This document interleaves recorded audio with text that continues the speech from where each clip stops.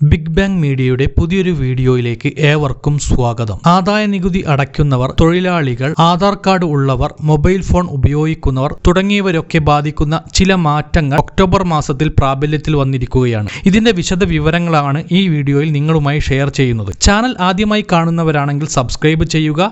Video ഇഷ്ടമായ like ചെയ്ത് support തരിക. ആദ്യത്തെ അറിയിപ്പ്: ഇനി മുതൽ 18 വയസ്സ് പൂർത്തിയായവർക്ക് ആധാർ കാർഡ് നൽകുന്നതിന് മുൻപ് ഉദ്യോഗസ്ഥർ നേരിട്ടെത്തി അന്വേഷിച്ച് ബോധ്യപ്പെടണമെന്ന നിർദ്ദേശം എത്തിയിരിക്കുകയാണ്. ആധാർ എൻറോൾമെന്റ് സമയത്ത് നൽകിയ രേഖകളുടെ ആധികാരികത ഉറപ്പാക്കിയ ശേഷമേ ഇനി ആധാർ നൽകുകയുള്ളൂ. വ്യാജ ആധാർ വിതരണം ചെയ്യുന്നില്ലെന്ന് ഉറപ്പാക്കുവാനാണ് ഈ പുതിയ പരിഷ്കരണം വന്നിരിക്കുന്നത്. ആധാർ കാർഡിന് അപേക്ഷിക്കുന്ന ഘട്ടങ്ങളിൽ വിവരങ്ങൾ കേന്ദ്ര സർക്കാരിന്റെ പോർട്ടലിലേക്കാണ് എത്തുന്നത്. ഇത് വെരിഫിക്കേഷനായി സബ് കളക്ടർക്ക് തിരികെ എത്തുകയും വില്ലേജ് ഓഫീസർമാരും തദ്ദേശ സെക്രട്ടറിമാരും വഴി ഫീൽഡ് വെരിഫിക്കേഷൻ നടത്തി ഈ റിപ്പോർട്ട് തിരികെ സമർപ്പിക്കുകയും ചെയ്യും. തൃശൂർ, എറണാകുളം ജില്ലകൾ തദ്ദേശ സെക്രട്ടറിമാരും ബാക്കി ജില്ലകളിൽ വില്ലേജ് ഓഫീസർമാരുമാണ് ഈ സ്ഥിരീകരണം നടത്തുന്നത്. അപേക്ഷിച്ചു കഴിഞ്ഞതിന് ശേഷം സംസ്ഥാന സർക്കാരിന്റെ സ്ഥിരീകരണത്തിനായി കാത്തിരിക്കണമെന്നാണ് അറിയിപ്പ്. രേഖകൾ സഹിതം തദ്ദേശ സ്ഥാപനങ്ങളിലെത്തി പരിശോധനയ്ക്ക് നൽകാം. വേഗത്തിൽ ആധാർ വേണ്ടവർക്കാണ് ഈ സൗകര്യം. 18 വയസ്സ് പൂർത്തിയായവരുടെ ആധാർ എൻറോൾമെന്റ് ജില്ലാ, ബ്ലോക്ക് തല അക്ഷയ കേന്ദ്രങ്ങളിൽ മാത്രമാക്കിയിട്ടുണ്ട്.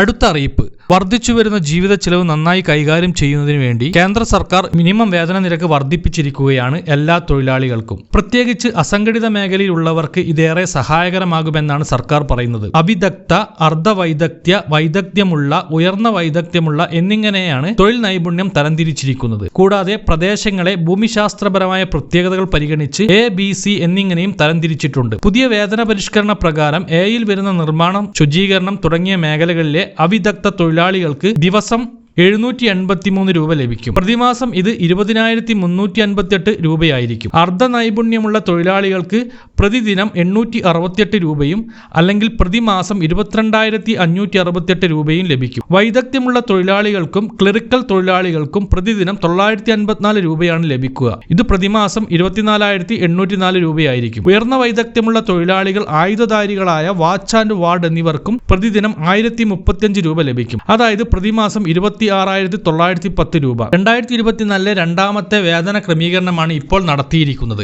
നേരത്തെ ഏപ്രിൽ മാസത്തിലും വേതന ക്രമീകരണം നടത്തിയിരുന്നു. അടുത്ത അറിയിപ്പ്: ടെലികോം റെഗുലേറ്ററി അതോറിറ്റിയുടെ പുതിയ മാനദണ്ഡം ഒക്ടോബർ മാസത്തിൽ നിലവിൽ വന്നുകൊണ്ടിരിക്കുകയാണ്. കോൾ നിലവാരം, നെറ്റ്വർക്ക് കവറേജ്, റിപ്പയറിംഗ് തുടങ്ങിയവ ടെലികോം കമ്പനികൾ ഇനി മുതൽ മെച്ചപ്പെടുത്തേണ്ടതായി വരും. ഇതിലൂടെ കോൾ ഡ്രോപ്പ് അടക്കമുള്ള പ്രശ്നങ്ങൾ ഒരളവ് വരെ പരിഹരിക്കാമെന്നാണ് പ്രതീക്ഷ. എല്ലാ ടെലികോം കമ്പനികളും അവരുടെ മൊബൈൽ കവറേജിന്റെ വ്യാപ്തി അതാത് സ്ഥലങ്ങളിൽ ലഭ്യമായ സാങ്കേതിക വിദ്യയടക്കം മൊബൈൽ കവറേജ് ഒക്ടോബർ 1 മുതൽ വെബ്സൈറ്റിൽ പ്രസിദ്ധീകരിക്കണം. ഇതിലൂടെ ഓരോ വ്യക്തിക്കും അയാളുടെ പരിസരത്ത് കവറേജ് കൂടുതലുള്ള സേവനദാതാവിനെ എളുപ്പത്തിൽ കണ്ടുപിടിക്കുവാൻ സാധിക്കും. നിലവിൽ കണക്ഷൻ ഉള്ളവർക്ക് ഈ മാപ്പ് നോക്കി മികച്ച സേവനത്തിലേക്ക് പോർട്ട് ചെയ്യുവാനും സാധിക്കും. കോൾ കട്ടാവുക, അതായത് ഡ്രോപ്പ് പ്രശ്നം കുറയ്ക്കുകയാണ് സർക്കാരിന്റെ ലക്ഷ്യം. ടവറുകളുടെ തകരാർ സമയം സംബന്ധിച്ച ആദ്യഘട്ട ടാർഗറ്റ് ഒക്ടോബർ 1-ാം തീയതി നിലവിൽ വന്നിരിക്കുകയാണ്. 24 മണിക്കൂറെങ്കിലും ഒരു ജില്ലയിൽ മൊബൈൽ സേവനം മുടങ്ങിയാൽ അവിടെ രജിസ്റ്റർ ചെയ്തിരിക്കുന്ന ഉടമകൾക്ക് നഷ്ടപരിഹാരം ലഭിക്കും. അതോടൊപ്പം പോസ്റ്റ് ചെയ്ത ഉപഭോക്താവാണെങ്കിൽ ഈ സേവനത്തിൽ തടസ്സമുണ്ടായാൽ തത്തുല്യമായ ദിവസത്തെ വാടക തുക അടുത്ത ബില്ലിൽ ഇളവ് ചെയ്തു തരും. അതല്ല, പ്രീപെയ്ഡ് ഉപഭോക്താവാണെങ്കിൽ 2025 ഏപ്രിൽ 1 മുതലായിരിക്കും ഇത് ലഭിക്കുക. അതായത് തത്തുല്യമായ ദിവസത്തെ വാലിഡിറ്റി തനിയെ ക്രെഡിറ്റ് ആകുന്നതായിരിക്കും. അതിഥി ജില്ലയിൽ രജിസ്റ്റർ ചെയ്ത സിം കാർഡുകളിൽ മാത്രമായിരിക്കും ഈ ആനുകൂല്യം ലഭിക്കുക.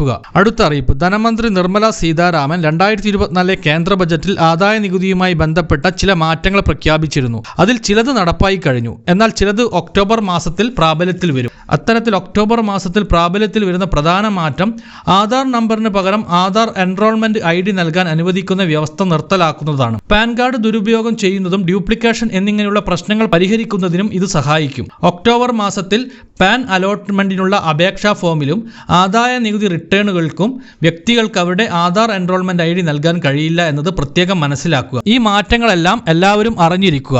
വളരെ പ്രധാനപ്പെട്ട ഇത്തരം ഇൻഫർമേഷൻ നിങ്ങൾ മറ്റുള്ളവർക്ക് കൂടി ഷെയർ ചെയ്യുക. പുതിയൊരു ഇൻഫർമേറ്റീവായി വരുന്നതുവരെ ഗുഡ് ബൈ.